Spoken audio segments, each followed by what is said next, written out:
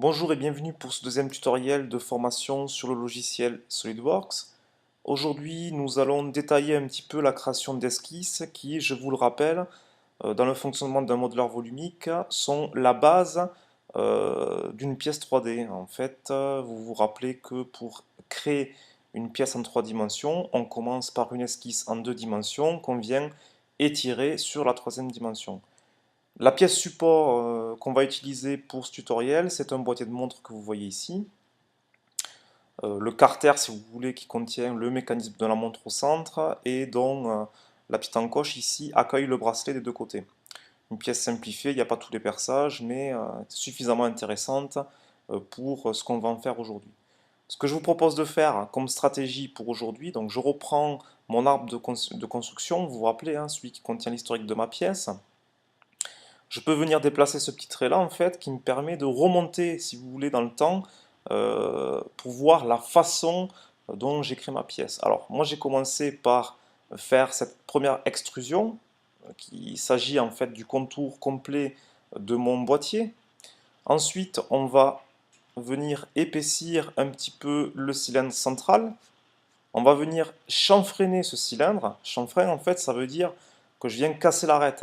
Je viens, si vous voulez, adoucir cette arête en la cassant. Et je fais ensuite 4 congés pour les 4 petits supports que vous avez ici de bracelet. Le congé veut dire en fait adoucir les arêtes en les arrondissant. Voilà, un petit peu la procédure. Comment je compte procéder avec cette mise en plan de base qui me donne la cotation que l'on va utiliser. Alors c'est une cotation qui n'est pas exhaustive, c'est-à-dire qu'il manque des cotes, mais c'est la base qu'on va utiliser. On verra après un petit peu, par exemple l'épaisseur complète, on l'a pas, mais on décidera sur le moment et on va travailler comme ça. Euh, je vais tout simplement avec les outils de Windows 7, je ne sais pas si vous le saviez, mais si vous prenez une fenêtre et que vous la décalez complètement à gauche, hop, elle vient se mettre sur la moitié de l'écran. Et si vous prenez l'autre fenêtre et que vous la mettez complètement à droite, elle vient occuper l'autre moitié de l'écran. Ce qui est intéressant pour avoir en fait ici la cotation et la pièce sur laquelle on travaille en même temps. Donc je ferme cette fenêtre, on ne s'en servira pas, on va complètement recommencer la conception de la pièce. On est parti, fichier nouveau, ou plutôt l'icône nouveau, on travaille sur une pièce, on fait OK, on arrive sur l'interface, hein, je vous rappelle, arbre de conception, zone graphique et menu. Donc pour commencer, je vous rappelle, on va faire le contour du boîtier, le profil en fait. Il me faut une première esquisse pour travailler et pour créer une esquisse, il me faut un plan. Je prends le plan de face et je démarre une nouvelle esquisse. Je vous rappelle, je sais que je suis en esquisse car je vois le repère ici et je vois les deux icônes par là. Voilà, c'est important de savoir qu'on est en esquisse. Je vous montrerai peut-être tout à l'heure pourquoi on doit être en esquisse pour faire des esquisses. Ça pourrait vous paraître un petit peu superflu maintenant comme ça, mais vous allez vite vous rendre compte qu'on peut créer des traits, des cercles, etc. quand on n'est pas en esquisse, et en fait ça sert à rien. Donc c'est important de savoir qu'on est en train de travailler dans une esquisse. On est parti. Donc mon boîtier est articulé autour d'un cercle. Mon esquisse est articulée en fait autour d'un cercle de diamètre 40 mm. Alors rien de plus simple, hein. Je prends l'outil cercle, et la chose intéressante à faire, c'est de partir de l'origine là. Donc je clique une fois, alors je sais que je suis sur l'origine, car j'ai cette petite icône de coïncidence qui s'affiche.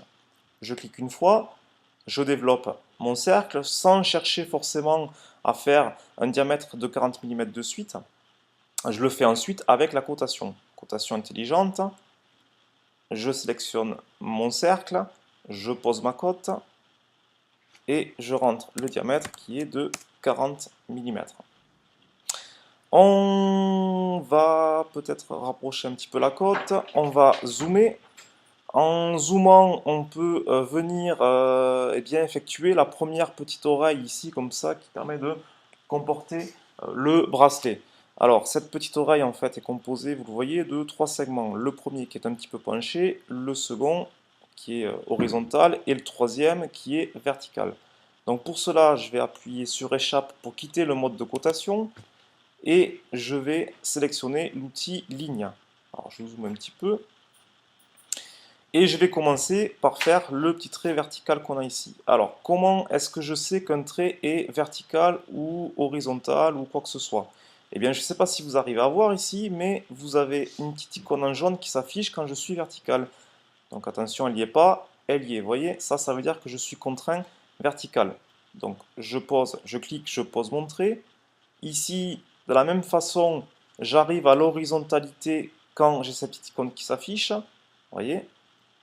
Et ici, j'ai un trait à faire qui n'est ni horizontal ni vertical, mais qui est un petit peu penché. Mais cela dit, il doit toucher mon cercle, donc je fais quelque chose de penché et j'arrive vers mon cercle. Mon cercle, je le vois parce que la petite icône coïncidence est affichée.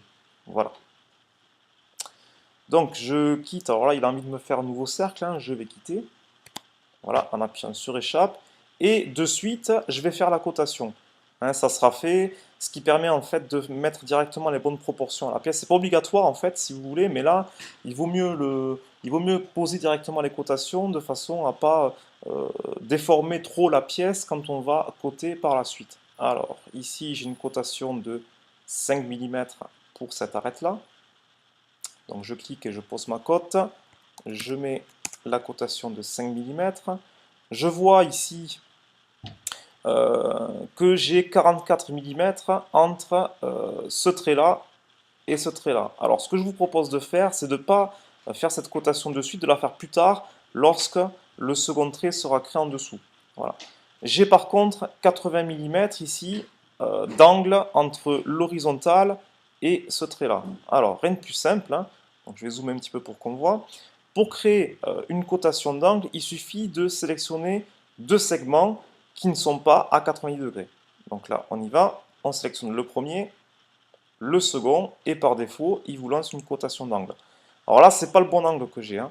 D'accord? Donc là, moi, mon angle, je le vois, il suffit de se déplacer sur le cadran, je puis dire en fait le cadran d'angle que vous désirez. Donc là, c'est pas celui-là non plus, mais c'est bien cet angle-là qui m'intéresse. Regardez, si je déplace ma souris, l'angle se met à jour.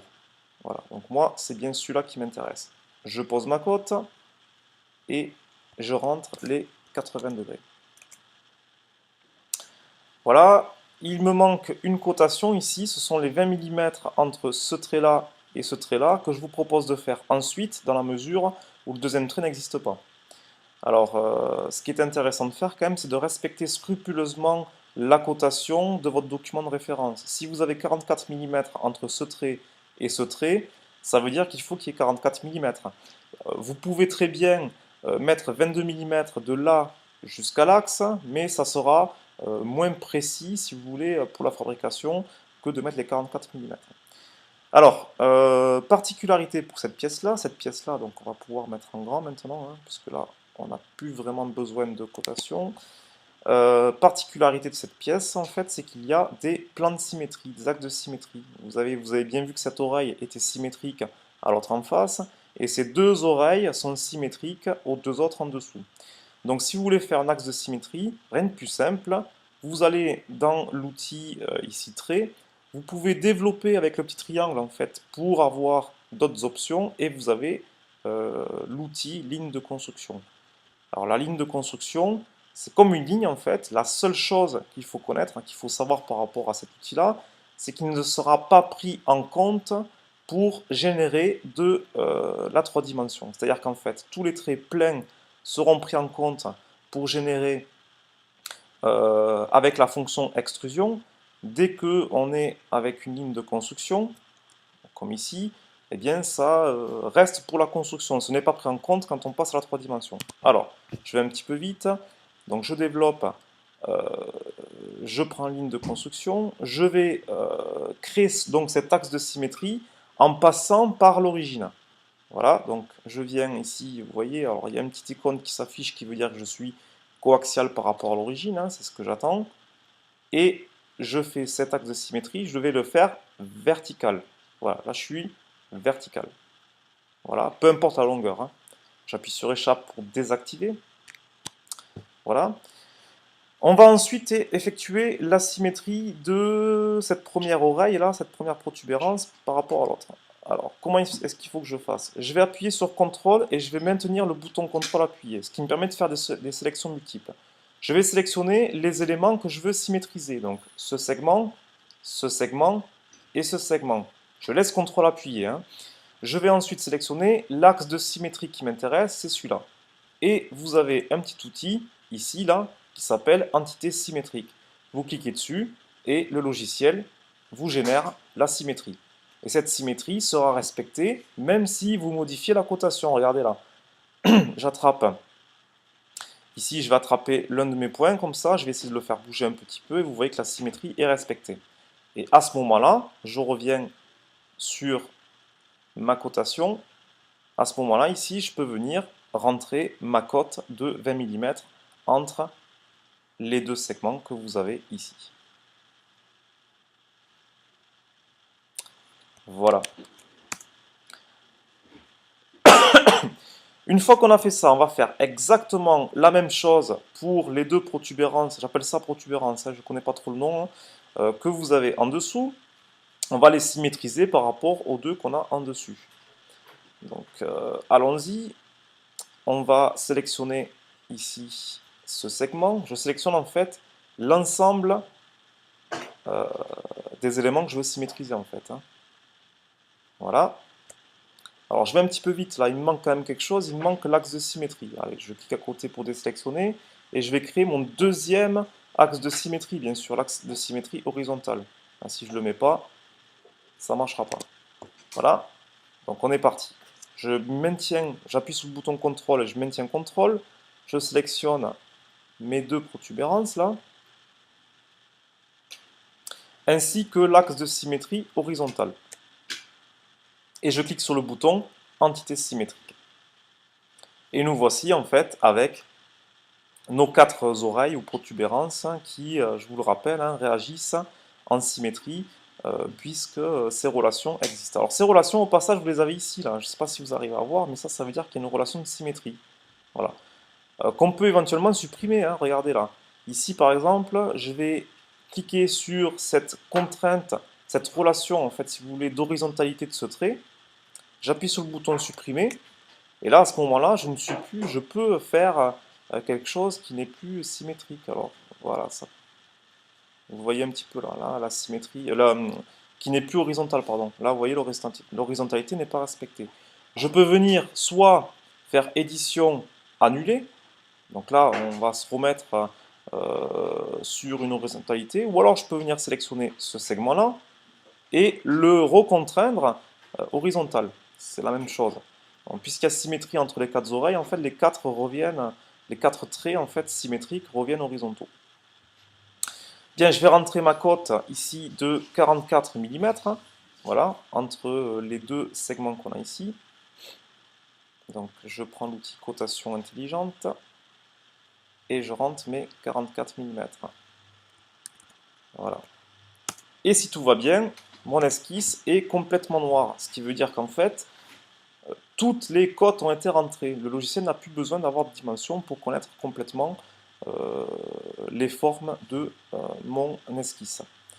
Alors on continue, donc on va percer au centre le cylindre de diamètre 30, le cercle de diamètre 30 pour continuer. Voilà, donc je prends l'outil cercle. Voilà, je ne cherche pas trop encore à avoir le diamètre précis de suite.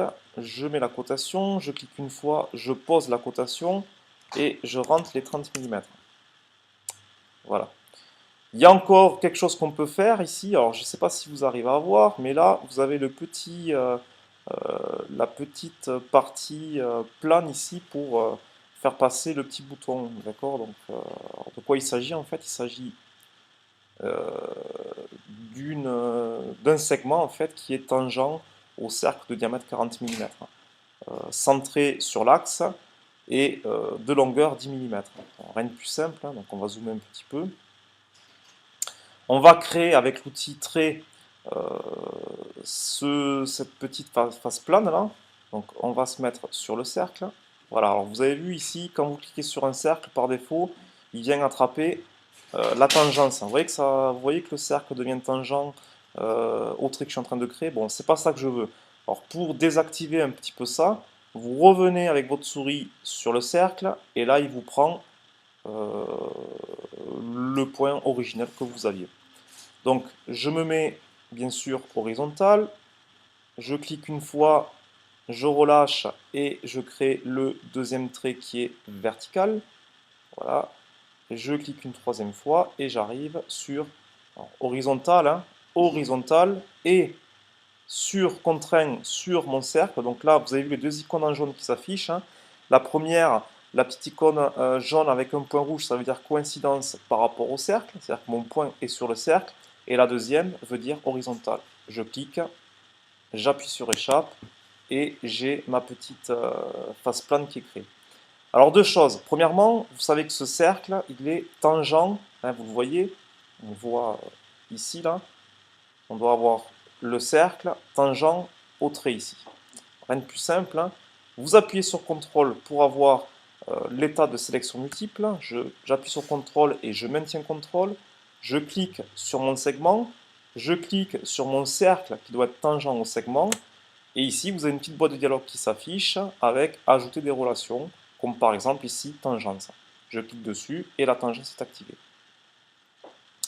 Voilà. Deuxième chose que je peux faire ici, donc, alors, dans l'ordre ou pas, hein, je peux mettre la cotation de 10 mm, ça sera fait. Voilà, 10 mm. Et vous avez bien vu en fait qu'il fallait que cette petite face plane soit centrée par rapport à l'axe. Alors vous avez deux façons de faire, hein. Soit vous mettez une cotation entre ce segment et l'axe de 5 mm, ou alors mieux, vous pouvez même forcer la symétrie entre plusieurs éléments. Alors pour cela, rien de plus simple, vous appuyez sur CTRL et vous laissez le bouton CTRL maintenu. Vous cliquez sur le premier segment, alors pas facile à avoir là, voilà, le premier segment, le deuxième segment qui doit être symétrique et l'axe de symétrie. Voilà, les trois sont sélectionnés. Vous avez la boîte de dialogue relation qui s'affiche ici et vous le forcez à être symétrique. Voilà. Voilà un petit peu comment on crée cette relation de tangence et de symétrie qui nous intéressait. Bien, mon esquisse est à peu près complète ici, mais ça ne va pas marcher là. Alors, je vais vous expliquer pourquoi. On va essayer de le faire marcher, on va voir, et on va expliquer pourquoi ça ne marche pas. Hein, j'ai à peu près fait tout ce qui était... j'ai à peu près fait tout mon profil là. Mais pourquoi ça ne va pas marcher? Alors, j'essaie d'activer la fonction extrusion.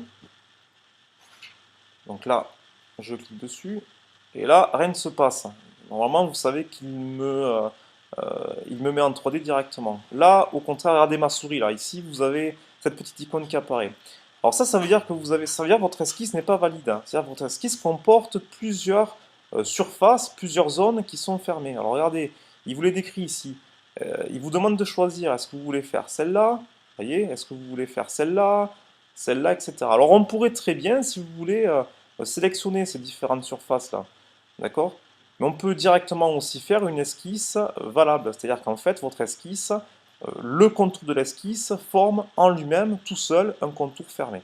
Donc, j'appuie sur échappe, je me remets en vue normale, voilà, et je vais essayer de découper mon esquisse pour avoir cette esquisse fermée avec une seule surface fermée qui sera directement valide pour mon extrusion.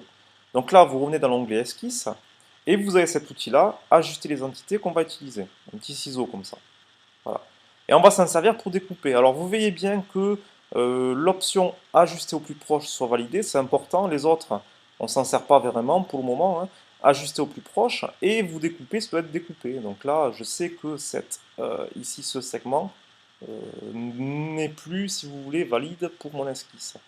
Pareillement pour celui-là, pareillement pour celui-ci, je zoome un petit peu, ce segment-là et ce segment-là. Voilà, j'appuie sur échappe. Et là, j'ai bien une surface délimitée par mon esquisse qui est en fait tout simplement valide pour avoir une extrusion. Alors, je fais fonction, extrusion, et là, ça marche directement.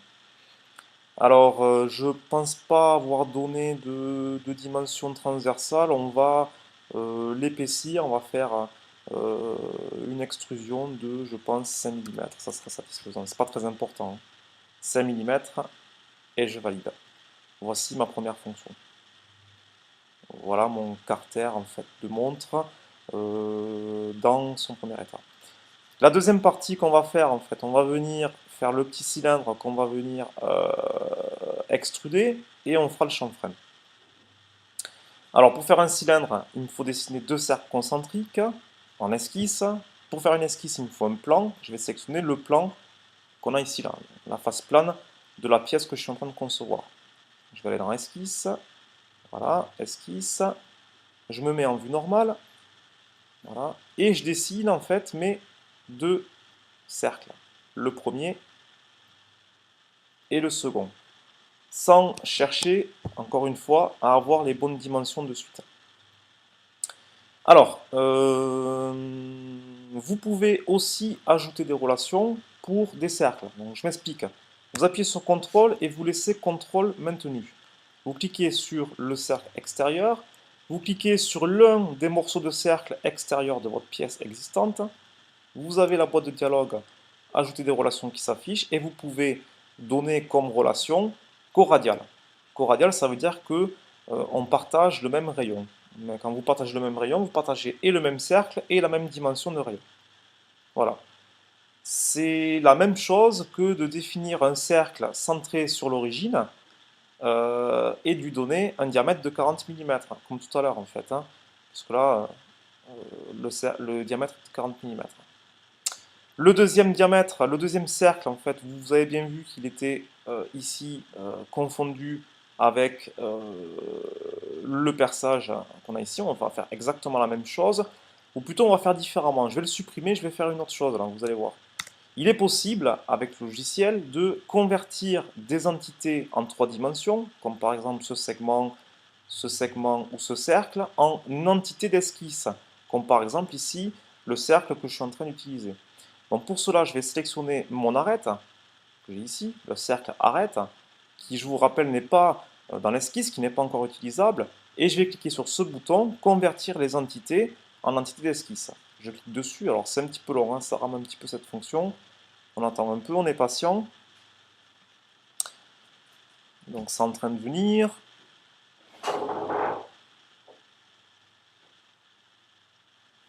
Voilà. Et vous validez ici. Voilà. Donc là, j'ai mes deux. Alors, c'est pas très visible avec les couleurs noires, hein, mais vous avez vos deux segments concentriques. Je peux lancer la fonction de bossage, voilà, que je vais régler la hauteur. Je pense que 2 mm seront satisfaisants. J'ai pas trop de dimensions là pour les dimensions transversales. Voilà. Il me faut ensuite venir chanfreiner l'arête extérieure de façon à la casser pour faire cette espèce de petit cône comme ça ici là. Alors c'est pas très compliqué, hein. Vous sélectionnez l'arête que vous voulez chanfreiner, dans le cas précis c'est celle-là, et vous cliquez sur, alors vous allez dans les outils ici, dans fonction, hein, et vous avez congé. Congé en fait ce sont les cassures d'arête, hein. Vous avez deux options, vous avez soit congé, soit chanfrein. Vous sélectionnez chanfrein. Le logiciel vous demande de définir un petit peu comment est-ce que vous voulez euh, créer votre chanfrein, notamment avec la distance du chanfrein et l'angle. Alors, moi, la distance que je vais mettre, ça va être 2 mm. Voilà, donc là, ça apparaît. 2 mm, en fait, ça veut dire que c'est la distance entre ce point-là et ce point-là. Et l'angle. L'angle, eh bien, vous l'avez compris, c'est l'angle du cône, du demi-cône. Voilà. Je pense que j'avais mis pour cette pièce-là 60 degrés, je crois. 60 degrés, c'était satisfaisant. Voilà, vous voyez un petit peu. Alors, c'est un petit peu. Ce que je suis en train de faire là, c'est sans trop réfléchir aux dimensions. On peut travailler de façon précise avec les chanfreins, bien sûr. Mais là, c'est pour vous montrer juste la fonction. On ne va pas rentrer dans les détails, hein. Donc là, ça me semble satisfaisant. Vous validez. Voilà, on a presque terminé. Il ne me reste plus en fait que les congés ici pour les quatre petites arêtes des oreilles qui contiennent le bracelet. Alors, ce que je vais faire, je vais activer l'outil congé ici, je clique dessus. je sélectionne mes 4 arêtes. Alors, je sélectionne, je clique une fois, je clique une fois, encore une fois et une fois. Je n'ai pas la peine de laisser maintenir. Mes 4 arêtes s'affichent ici, là, dans les éléments qui vont être à faire un congé, et je règle la dimension de mon congé. Je crois que 2 mm est une valeur satisfaisante, hein. Vous pouvez le vérifier comme ça, et je valide. Voilà ma pièce terminée. Je vous remercie pour votre attention.